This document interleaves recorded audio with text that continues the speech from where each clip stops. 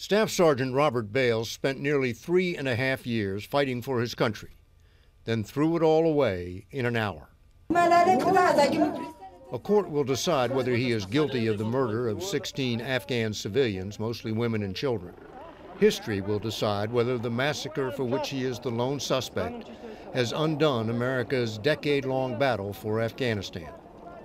Listening to Afghanistan's President Karzai after he met with families of the victims, there was no mistaking this is a watershed moment. This behavior cannot be tolerated. It's past the time. Karzai said he wanted all U.S. and NATO troops out of Afghan villages and back on their bases now, a demand which, if met, would surely allow the Taliban to regain lost ground. General John Allen, the commander in Afghanistan, who is back in Washington to testify before Congress, could only hope Karzai doesn't really mean it. He'd like all U.S. forces out of villages. It's too early now to predict what that really means. We'll have to have a conversation with him, as we always do. Karzai has backed off extreme demands in the past, but there has not been a cold-blooded massacre like this before. A senseless act that not only enraged Afghans, but disturbed Americans and seems certain to increase public pressure to be done with this war. Even the commander-in-chief seems fed up. It's time. It's been a decade, and frankly, now that we've gotten bin Laden, now that we've weakened al-Qaeda, we're in a stronger position to transition than we would have been 2 or 3 years ago. General Allen is expected to testify this week that he has not yet completed plans for meeting the current withdrawal schedule of reducing U.S. forces to 68,000 by next September, and has made no plans for additional, much less speedier withdrawals after that.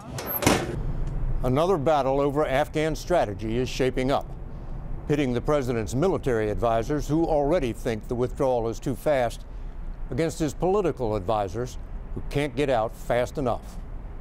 Hanging over it all will be the case of Robert Bales, by all indications, a good soldier gone bad. Bales had been drinking that night with 2 other soldiers, but his actions seem methodical and deliberate. Before he set out, he armed himself and put on his night vision goggles. He walked off the base in full view of Afghan guards and hiked a mile to the first village where he killed 11, then back to a second village where he killed 5 more. Returning to the base, he crawled through an orchard as if he were trying to evade detection, but was spotted by a search party. Only then did he surrender, invoking his right to remain silent and demanding a lawyer. It was the alleged act of a lone American soldier, but a vehicle for anyone who wants to put a decade's worth of wars on trial. Bales had already done 3 combat tours in Iraq, and according to his attorney, been injured twice, being treated for mild traumatic brain injury and losing part of his foot. That defense attorney, John Henry Brown, is already suggesting Bales should not have been sent to fight again. He was told that he was not going to be redeployed, and the family was counting on him not being redeployed. And so he and the family were told that his tours in the Middle East were over, and then literally overnight that changed. Bales is now being held at Fort Leavenworth, Kansas, and will receive a full psychiatric evaluation into a private turmoil which has had such public, even historic, consequences.